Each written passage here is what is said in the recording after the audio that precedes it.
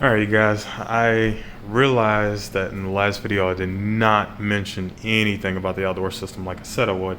So, this is the back of the house right here.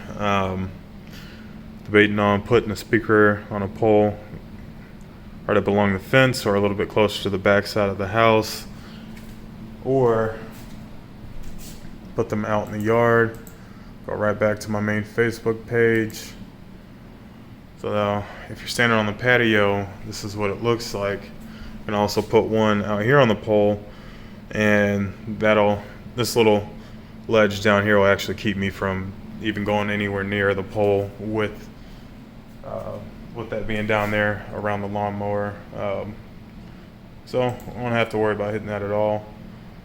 And let's see, that's the one I just showed y'all. And then from the opposite side of the house, if this thing ever loads. All right, and we also have out here. Now, what I was thinking, I do have those mono price outdoor speakers as well, but those are going to be thrown outside regardless, right? So we don't have to worry about that. When we get into the house, what I want to do is add some trees here or garden or something, put a speaker here and figure out where to put those. Or I may add those mono price ones outside. Like, guys, they're as low as 50 bucks right now a piece. And when I first bought those things, I was actually the first person to even buy those for mono price. And those same speakers that I'm using outside, believe it or not, Margaritaville has those at their new water park, so I'll be able to hear those. So Alexis and I, we do like to entertain. So if we have, like, let's just say my birthday coming up, I want to throw a birthday party, or she wants to throw a birthday party, they have these Impulse 1015s and from PV. And reasons why I would choose this speaker, and I had the Impulse 1012 and I really liked it. What I like with these speakers is you don't have to use the speak on. Just up above it you have strip terminals. You can just run the wire in them directly, and these speakers I would actually leave them out every single day. I would not take these speakers down, but I have a plan for these if I do get these, because obviously you guys see the price, and actually coming from PV, they want $800 a speaker. All right, let's go down here. Let me show you guys exactly why I can use this speaker. Look at this right here. Weather resistant for sheltered outdoor use. So what I can do is, and I know I can get away with just using that speaker outside and not even have a care in the world that it's getting wet, because there's a few places in Orlando, and Old Town actually used to use these PVs for many years. These things have gotten drenched in hurricanes, all that, and they still works. I would do this correctly. I would actually go in and pop this grill off and weather coat that driver. I'm not worried about the enclosure itself. That's fine to get wet. Who cares? The driver inside, I actually do want to weatherize it, because I'm pretty sure that they're not weatherizing it from the manufacturer, and that's fine. However, working at Disney has kind of given me some ideas on what to do with speakers, right? Let me show you guys. Shut up, bro.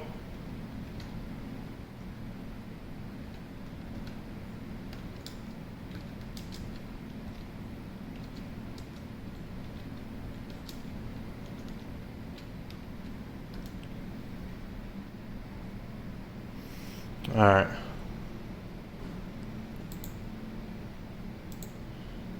Kind of give you guys, really? Okay, this is not what I wanted. This is a fail.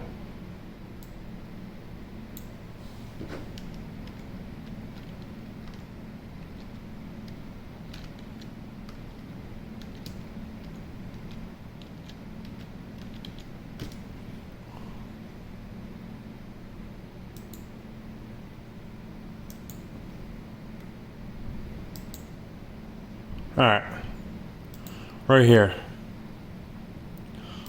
So, just to kind of give you guys an idea, because I want to do something creative in that backyard, right?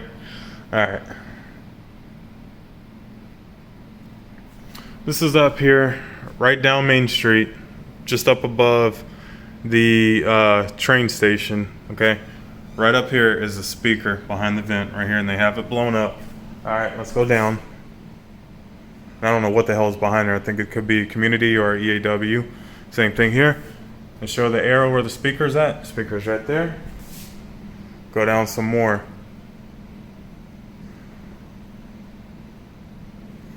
I have the speaker hidden in here.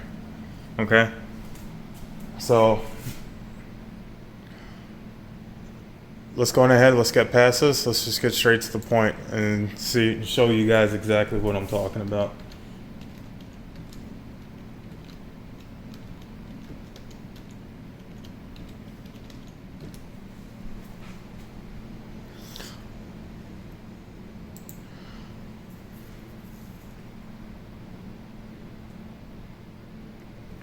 Okay, here goes the guy, has clips right here. He has a custom grill right there. That's exactly where he's gonna hide the speaker. Or I can buy 2 of these planters, put the speakers in there. Thing is, I kinda want the speakers up a little higher and elevated. So I know that they have rock speakers, they have all this nonsense on here. So I was thinking something kind of like a birdhouse, but let's see if they have anything on here where I can kind of just give you guys more of an idea of what I want to do. Should be on here, right here, okay? That's the speaker right in there. Roll this up a little bit. Okay, there it is right there on the pole. That's the speaker right in there. And then if I do get those, I wouldn't have those facing out into the neighbor's yard. So let's go back to the house and let me show you guys where I would do this, okay? So one speaker would be there facing towards the house, the other one would be just there facing towards the house. So that would be probably the best idea that I can even give you guys. And then not only that, if that doesn't work, there's other ideas to hide, outdoor speakers and kind of give them a little protection from the weather. But I really don't give a damn that they're gonna get wet. I can give a shit less because they're using the exact same compression driver that they've been using. It's just the fact that now it's neodymium. The one I had was a ferrite magnet, and it's the exact same woofer, except the one I had was a 12-inch version. And they also, you can fly these speakers as well. And if that doesn't work, then there's plenty of other speakers that I can toy around with and weatherize and all this other nonsense that, these PVs, they'll get the job done. They have a 15-inch woofer. And as far as an amplifier, I think what I can do is use a Behringer NX 6004 and use 2 channels for the speakers, and then use the other 2 channels, bridge them, and buy an outdoor dual 18 subwoofer or something that would be nice, and just have some music that would be enjoyable. I wouldn't be sitting outside all year round. So what I would like to do is get like some kind of canopy for out back. It's going to be kind of a long video here because I'm just going to go through all this stuff with you guys just so y'all can see. And probably this should give you guys ideas on what to do. You know, if we don't get around to doing that, I mean, there's other speakers, other ideas. Because thing is, see, inside this canopy will be our grill. I'm looking to buy one. So they have different kind of gazebos, these kind of canopies here, stuff like that. I'm very interested in. The house that we didn't get one with the swimming pool.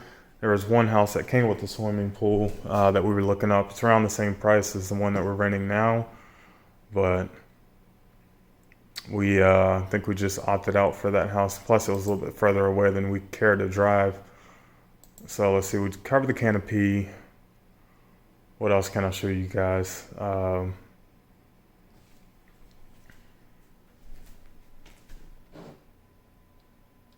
Let's go to Outdoor Speaker Depot's website, and there it is right there, already pulling up.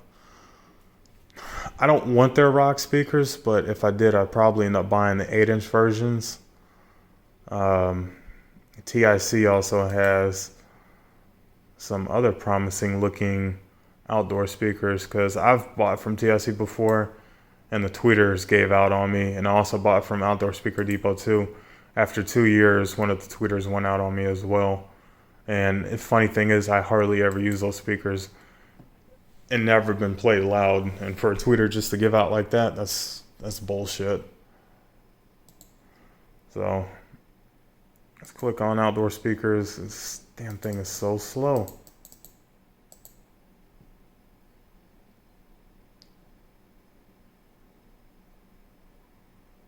So they have this subwoofer here. The thing is, I wouldn't buy it because it only plays down to 40 hertz. I need something lower than that. So what I'm thinking is they have these here. And I don't know who their supplier is in China, but Parts Express is selling these exact same speakers. TIC selling these exact same speakers. TIC has the 5-inch versions. Dayton Audio has the 5.5-inch. No, they have the 6.5 and the 4-inch. So it's only TIC that has the 5.25. Another nice thing about these speakers is, if I did end up using them in a commercial application for outdoors, let's just say I'll buy 4 of these things. They do have a built-in 70-100 volt transformer. So what I would do is just buy another QSC CX 302. And these things here are $149 for the pair. So that would be nice. So I think that covers that. And then we'll go right here. Also, so what I would have to end up doing is, obviously I don't make enough, working at Disney just buying these things outright. So what I would have to do is just do that 8-month payment plan. And geez, hold on. Stupid chair. Let's talk about surrounds and Dolby Atmos here for a second, because there's 2 speakers I'm eyeballing, and one of them is a Yamaha. The other one is the QSC E110. There it is. The only thing about the QSC is, because I want 8 of these things, they're $500 a piece. And I would want these because I'm already going for the E215s. And it would just be a matching system. Okay, so it's either that, and they do have the option to fly them as well, because obviously that would be a big idea, because they're going up on the wall in the home theater room. So the Yamahas, I don't remember what those are. I think Yamaha CBRs or something.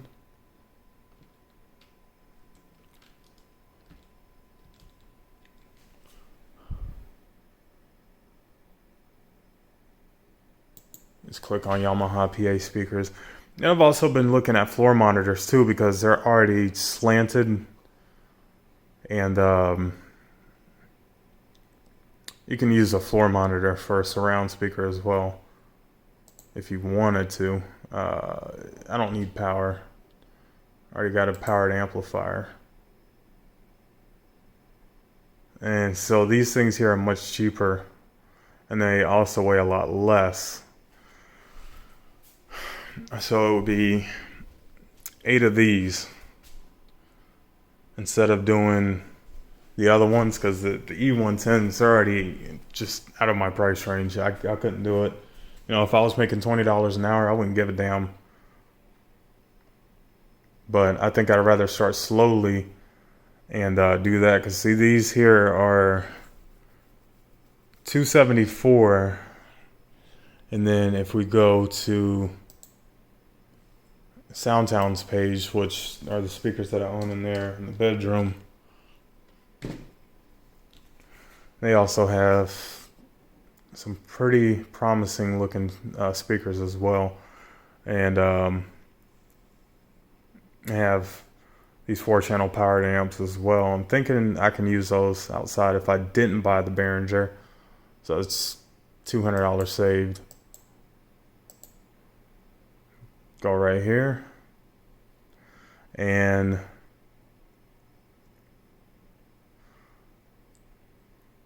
the ones that I use are the 8-inch model. I can show you guys that. But I'm thinking about even just, this is going to be a little insane, but I'm thinking about switching it up to the 12-inch models. I'm going to show you guys that. Now that's a little bit more in my price range. And they also have dual 8-inch speakers, but those are 4 ohms. And I don't want to run that in case if we get 3 rows or 4 rows of couches in there. So this right here is the speaker that I have. And unfortunately at the time when I bought mine, did not come with the bracket. Actually, I was lied to them, and they told me that it would come with the bracket. Never did.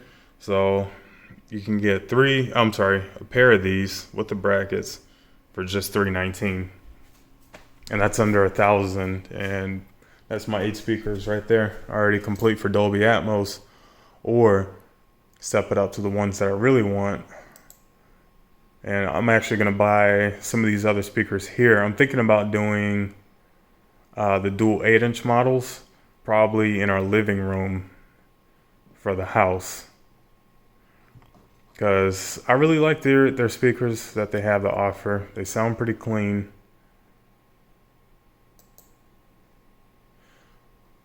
Let me just scroll down to where I saw it at. Yeah, this is definitely absurd, but I just think that having dual 15s behind the movie screen, these things would actually those would actually beat the E110s. Guys, look at the price. I mean, come on now. $239. No big deal there. And then to add the bracket, because see, the brackets for the E110s are $140 frickin' a piece, which I find to be outrageous. The 15-inch version, $289.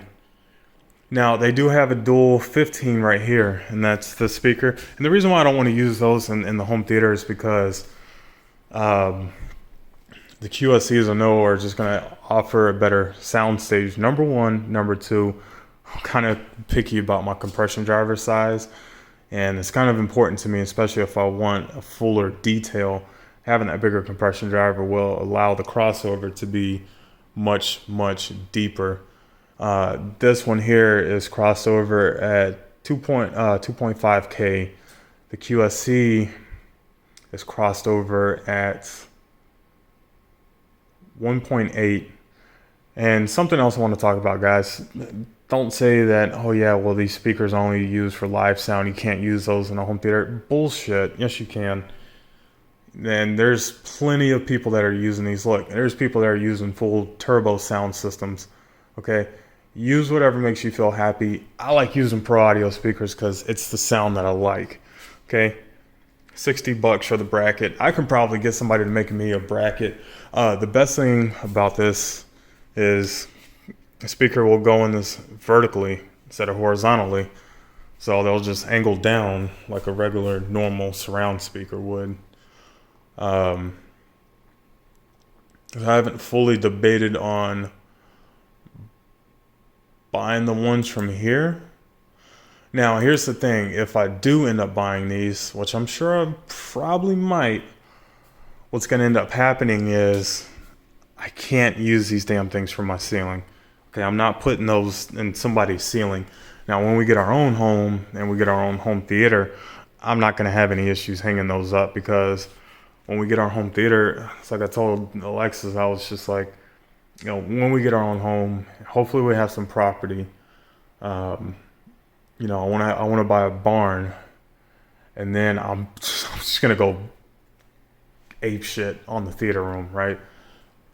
Speakers on every single row, speakers up in the ceiling, and I'm pretty sure we'll probably have 8K upscaling projectors by the time her and I are even ready to even talk about buying a home. So right now, all that's irrelevant. So what's going to end up happening is I might end up buying 4 of these, 2 on the sides and then 2 on the back, or end up buying 6 of these and having 2 on each side wall, and still it's just a single pair in the back. So that's all that we would need. And then what I'll end up doing is the Carmi speakers that I have that's in the room now, I'll use the 8-inch for up in the ceiling for Dolby Atmos, and I'll just buy another pair, because I need to call Soundtown about being told that, hey, I was going to have brackets, and turns out I don't have any brackets. That's just it's kind of fucked up. I even thought about buying these and just weather coating the woofer on the inside and treating the cabinet and leave them outdoors permanently, because I already got one treated like that. So they're pretty much an awesome company though. I mean, they have an 18-inch subwoofer here. I was thinking about even buying that and sticking that outdoors and weather treating it. Now they do have a weatherproof line array system, but I'm not paying $1,000 per speaker. Screw that. I can do this. I mean, it's really not all that serious, because we're not making any money right now on that stuff. Like I told her, I said, if we did, rent out our backyard to people, that's one thing, but other than that, it's really not all that serious. So,